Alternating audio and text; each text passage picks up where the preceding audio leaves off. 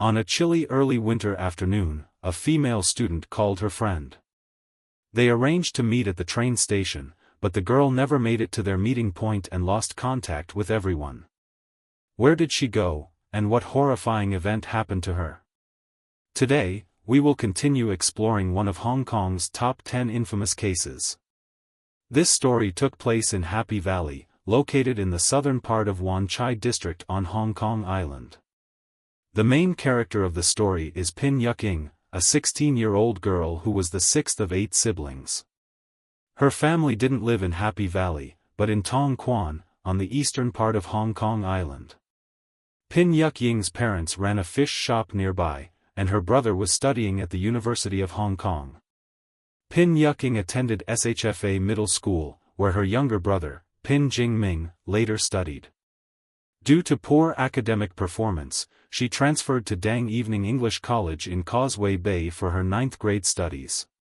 Classes there began at 7 p.m. and ended at 9 p.m. Pin Yuk Ying occasionally helped her parents at their fish shop during the day. She would leave home at 6 p.m. to take the tram to Causeway Bay for evening school, and she would typically return home around 10 p.m. As Christmas approached, her school was planning a prom night.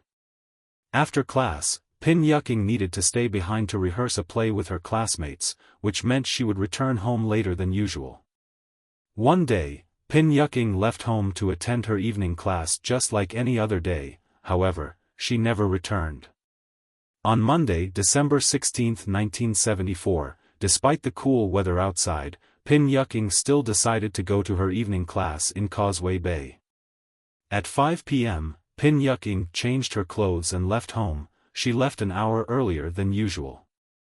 By 6 p.m., Pin Yuk Ying called her close friend, Chen Bingbing, a former classmate from SHFA school. The two were very close and often went to the movies and shopping together. Although Pin Yuk Ying had transferred schools, she stayed in touch with her old friends.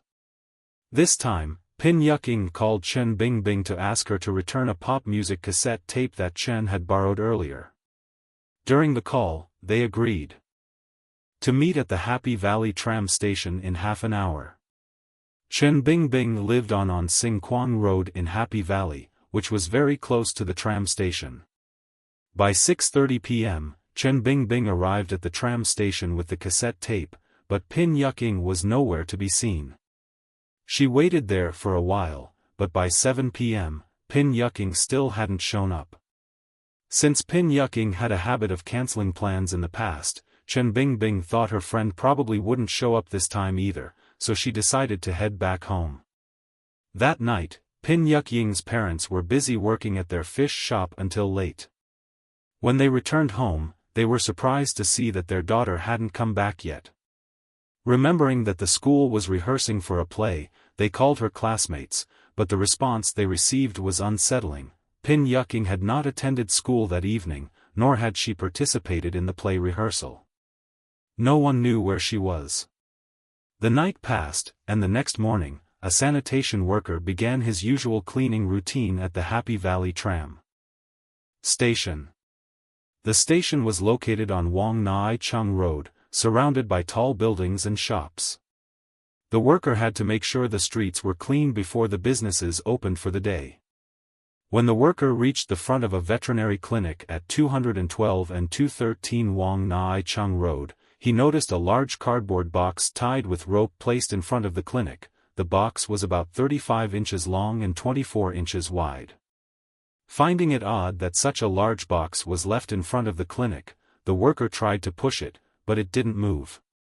Thinking it might belong to the clinic, he decided not to pay it much attention. By a little after 8 a.m., as the veterinary clinic was about to open, an employee arrived at the clinic. He also noticed the cardboard box, but since it didn't belong to the clinic and was blocking the entrance, it was causing an obstruction to their business. The employee tried to move the box but found it too heavy to lift on his own. He called a colleague for help, and together they carried the box to the side of the road, not too far from the clinic. 2 hours later, a police officer was patrolling Wong Nai Chung Road when he approached the front of the veterinary clinic. He saw the cardboard box on the sidewalk obstructing traffic. The officer asked around, but no one claimed ownership of it. He then used scissors to cut the rope and open the box. What he didn't expect was to find the naked body of a woman inside, wrapped in newspapers. Shocked by the discovery, the officer immediately used his radio to report the incident to the command center. Since it was rush hour, there were many people passing by. A curious crowd quickly gathered to see what was happening.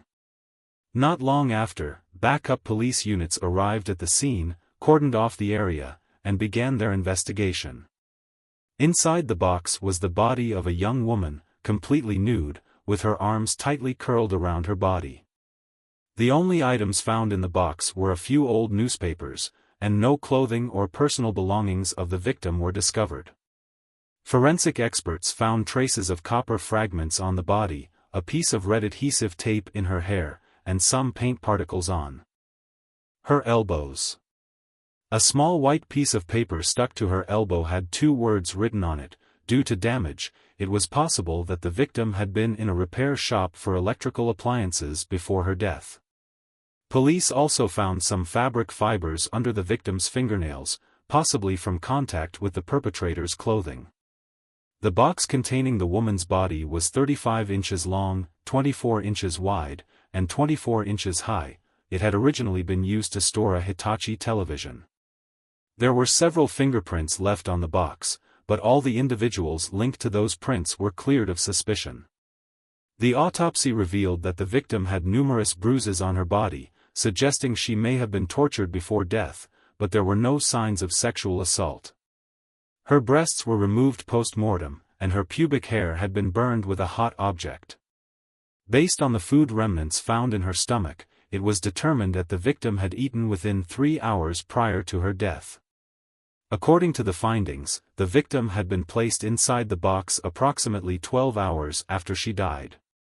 The cause of death was asphyxiation due to manual strangulation with the perpetrator's right hand. The estimated time of death was between 6 p.m. on December 16 and the early hours of the following morning. The police checked the recent missing persons reports but found no matches. They then released images and information about the victim to the media, hoping the public could provide clues. Meanwhile, Pin Yuk Ying's family was desperately searching for her. By chance, they came across news of the girl in the box case in the newspaper.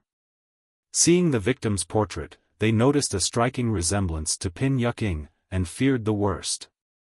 2 days after Yuk Ying disappeared, her family went to the police station to identify the body. The victim in the cardboard box was quickly confirmed to be 16-year-old Pin Yuk Ying. Once the victim's identity was confirmed, the Hong Kong police immediately set up a special task force led by the famous detective known for his bald head. Investigators began tracing Pin Yuk Ying's movements before her death, starting by questioning her younger brother, who was the last person to speak with her, and her classmate Chen Bingbing. Yuk Ying's younger brother, Pin Jingming, reported that on the day of the incident, he had returned home earlier than usual after finishing his exams. His sister, Pin Yuk Ying, had already prepared lunch, and the two of them ate together. Around 4 p.m., Pin Yuk Ying received a phone call. About 7 minutes later, she received another call, both lasting about 2 to 3 minutes. Pin Yuk Ying then told her brother that before going to her evening class, she would stop by a newspaper office in North Point to help her older brother post an advertisement and that she would be leaving the house at 5 p.m. instead of her usual 6 p.m. However, upon investigation, the newspaper office in North Point reported that they had not received any advertising request from Pin Yuk Ying. Additionally, the office had closed at 5 p.m. that day, the same time Pin Yuk Ying had just left her house.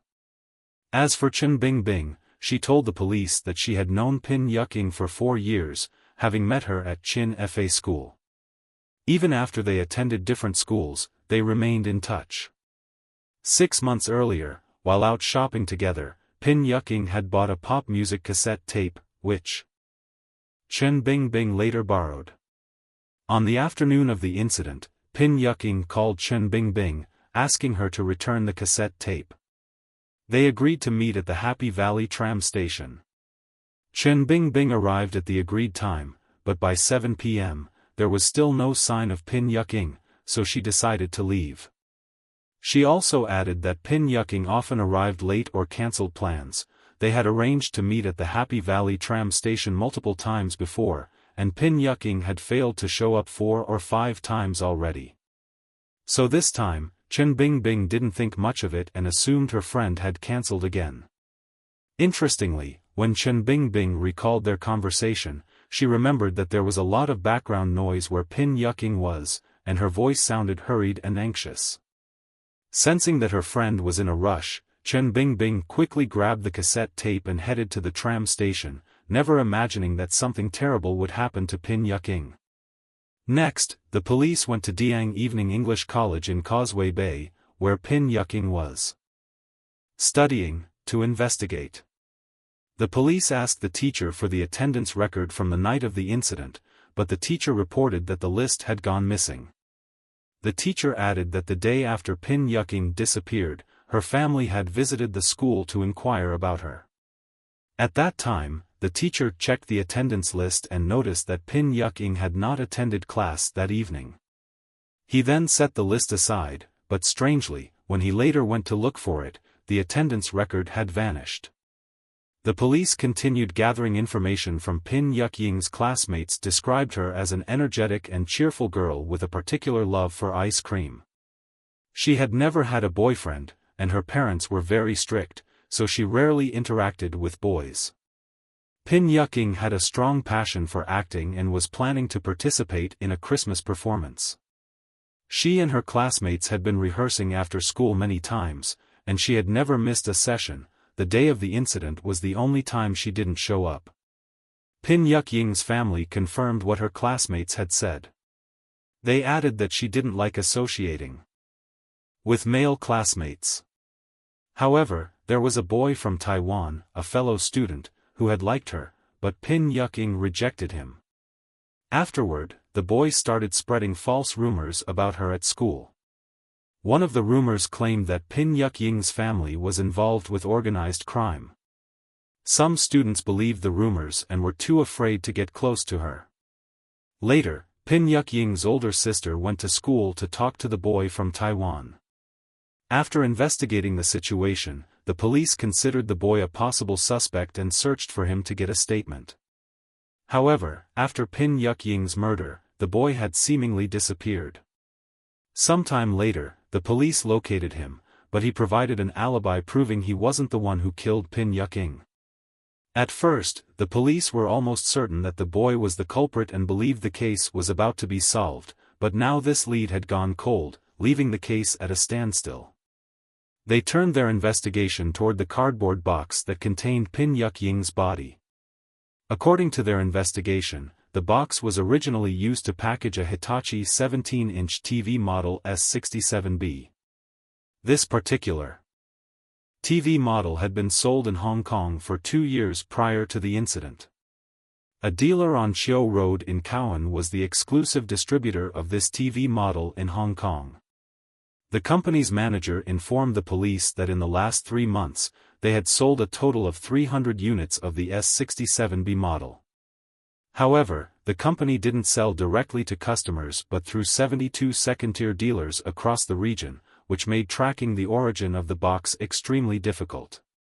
The police followed the lead from the TV, tracking down hundreds of buyers and asking where they had disposed of the TV box. However, no one admitted to dumping the box on Wong Nai Chung Road. At this point, the head of the special investigation team refocused on the cardboard box. He noted that the box was originally designed to hold a TV, but the perpetrator used it to contain a body, which would make it extremely heavy. It would be difficult for one person to move the box, and if they tried, the box would likely become deformed or even damaged. However, this particular box was tied with a rope at the bottom for support, showing signs of light dragging, but overall, it remained intact and in fairly good condition.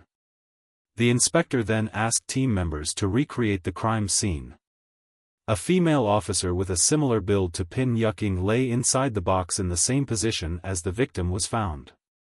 Through the experiment, they discovered that the box with a person inside was too heavy for one person to carry and would require 2 people.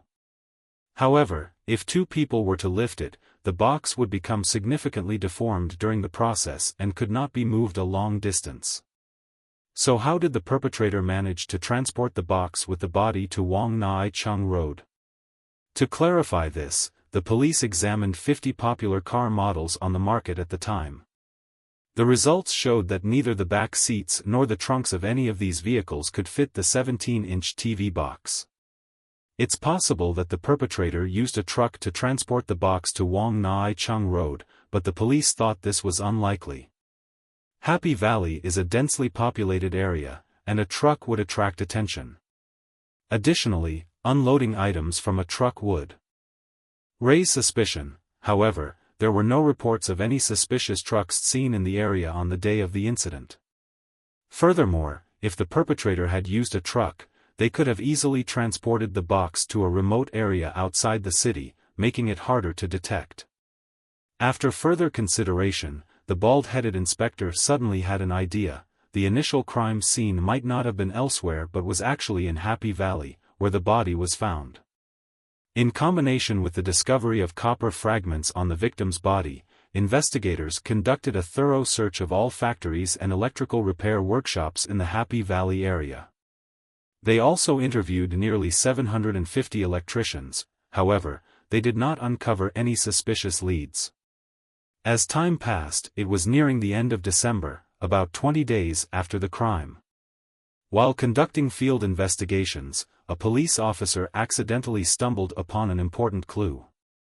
He noticed a large number of technical devices and cardboard boxes in the attic of an ice cream shop resembling a small workshop. The ice cream shop, named Anmi, was not only located on Wong Nai Chung Road in Happy Valley, but it was also right next to the veterinary clinic where Pin Yuk Ying's body was found. Remembering that Pin Yuk Ying's classmate had mentioned she loved ice cream, the officer had a hunch that there might be something suspicious about this ice cream shop. He immediately reported his findings and suspicions to his superiors. 2 weeks after the incident, the police obtained a search warrant and went to the Anmi ice cream shop to investigate. The shop was primarily divided into 3 areas: the front section where ice cream was sold to customers, the back area used for repairing vending machines, and the attic where tools and miscellaneous items were stored. There was also a phone line installed in the attic. Upon careful inspection, the police found copper wires, red adhesive tape, paint, cardboard boxes, newspapers, a welding machine, and other items in the attic. These items were in some way connected to Pin Yuk Ying. The manager of Anmi Ice Cream Shop stated that the items stored in the attic were mainly used to repair the shop's vending machines. The newspapers were purchased by the shop, and after everyone finished reading them, they were stacked neatly and periodically collected for recycling. While there were cardboard boxes in the attic, they were all small boxes, and none were large enough to fit a TV. The manager then provided the police with the employee shift schedule for the night of the crime. According to the schedule, the only employee working that evening was a man named Young Ping Kong. During the police search, Young appeared visibly anxious and tense, his facial muscles twitching from the moment they entered the shop. The sharp-eyed officers had taken note of his behavior and quietly observed him. Their instincts told them they were on to something this time. The next day, the police brought Young in for questioning. During the interrogation, the police used various coercive tactics, such as pouring soda into his nose and brutally beating him. However, Young Ping Kong maintained that he did not know Pin Yuk Ying and could not have killed her. Since there was no additional evidence, the police were forced to release him. The forensics team conducted an analysis of the evidence collected from the ice cream shop. The results showed that the copper fragments, paint, and red adhesive tape were the same types as those found on the victim's body. The newspaper from the ice cream shop was also the same issue used to wrap the body.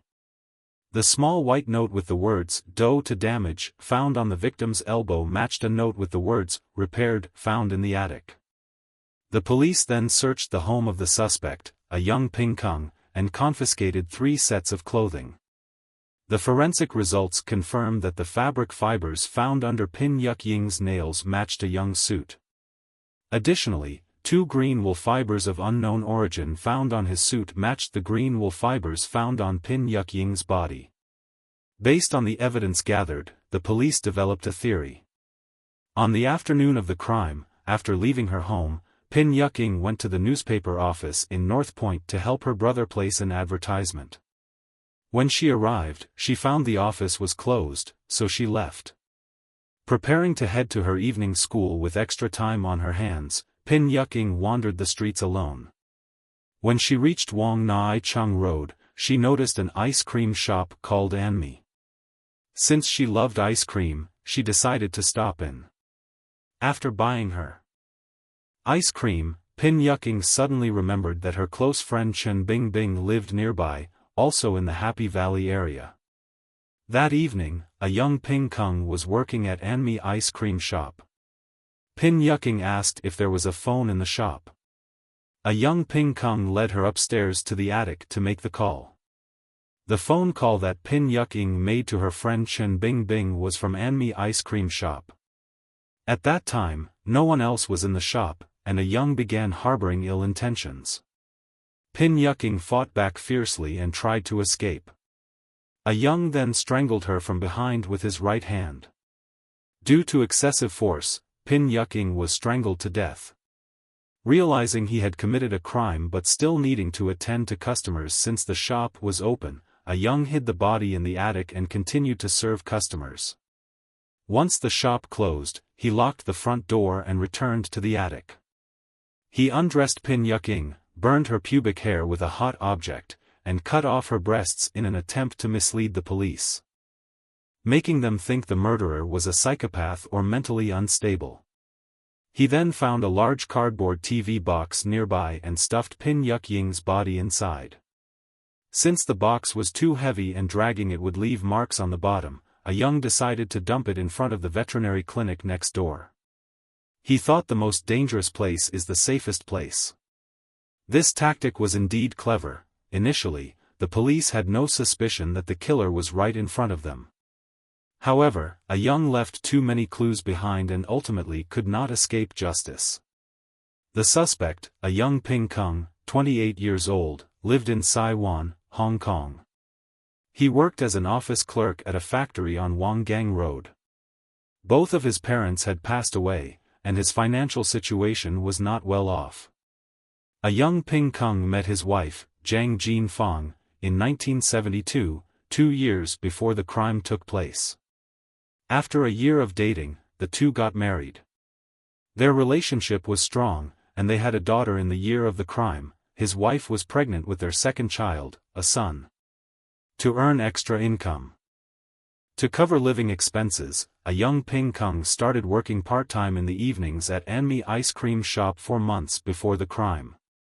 According to the shop's policy, employees were allowed 1 day off per week, but in order to make more money, a young worked even on his days off.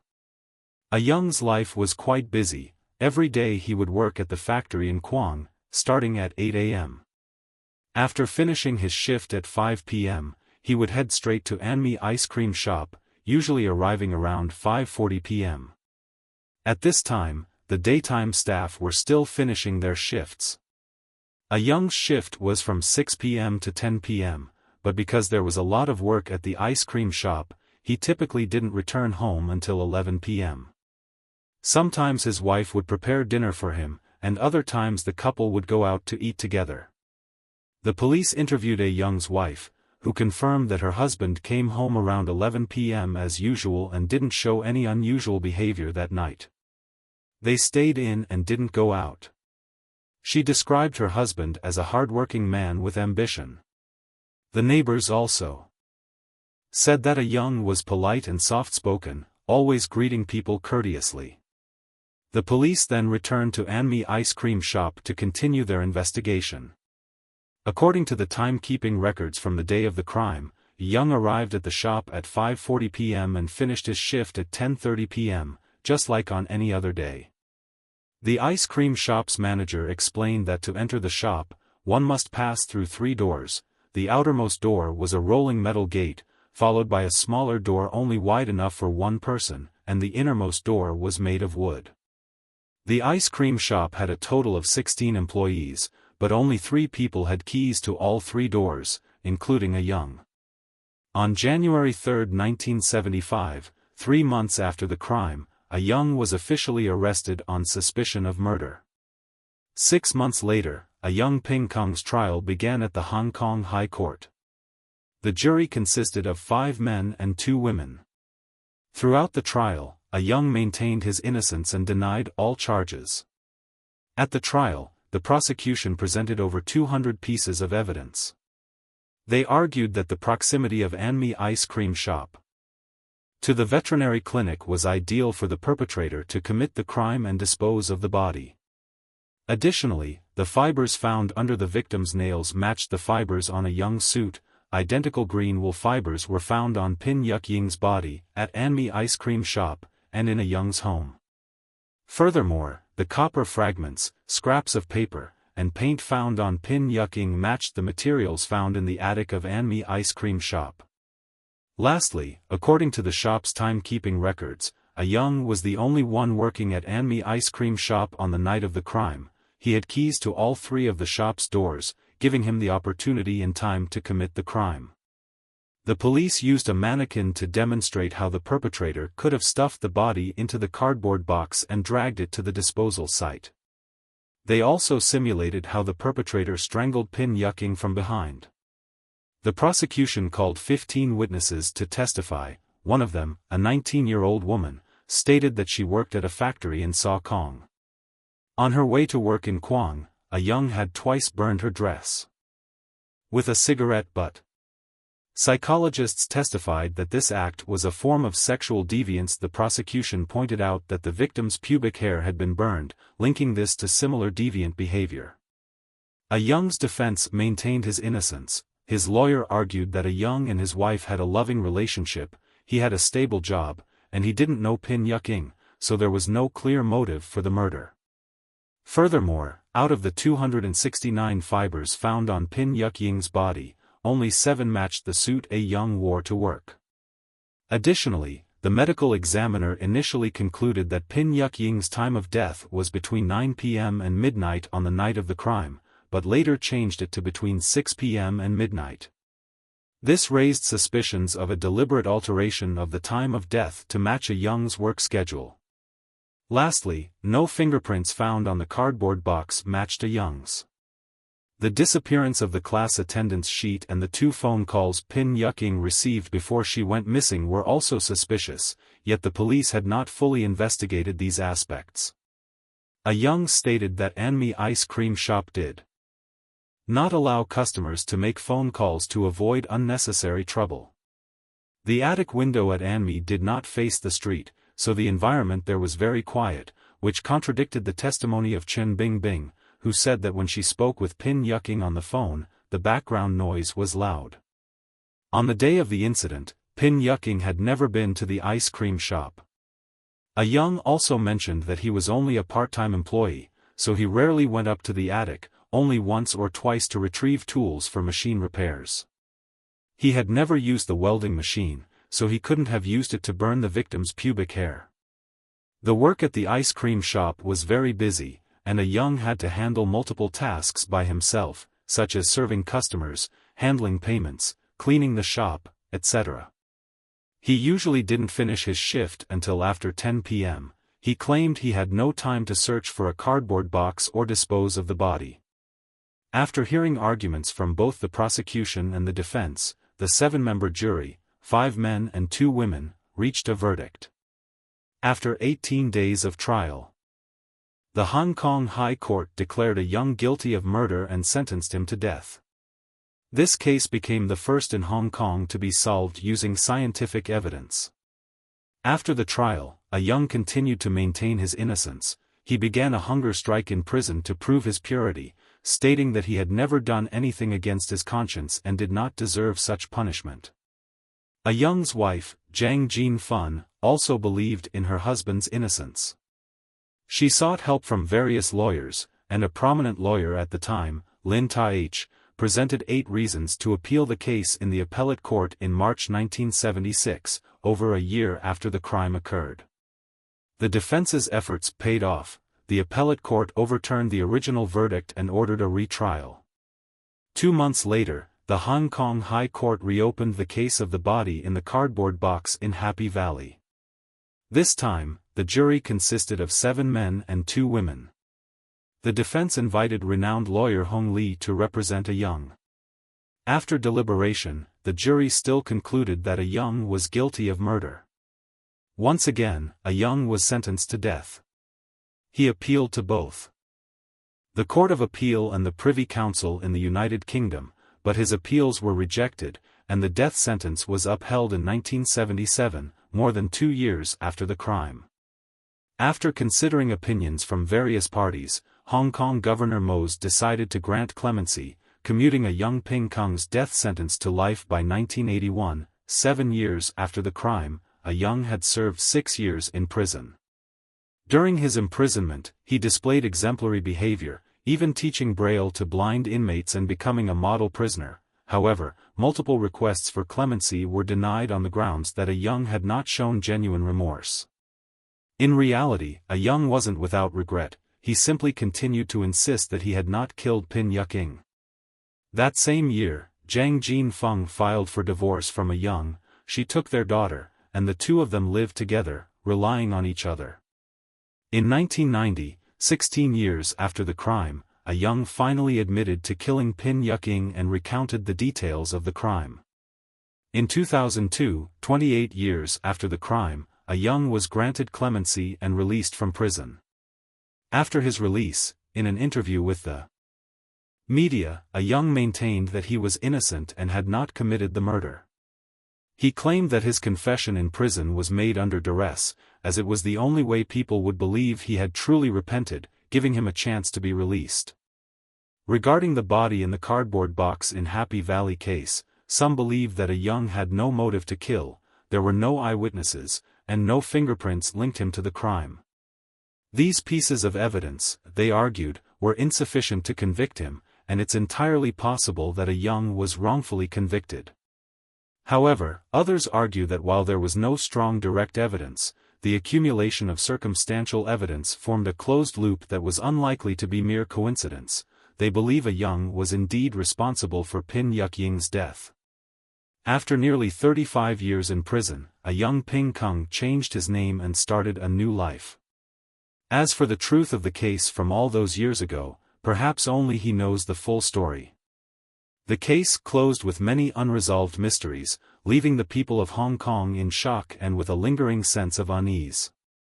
Whatever the truth may be, there are those who believe that somewhere in a hidden corner of this city, the spirit of the young schoolgirl still wanders, waiting for answers and true peace. This concludes today's video. See you in the next one. Goodbye.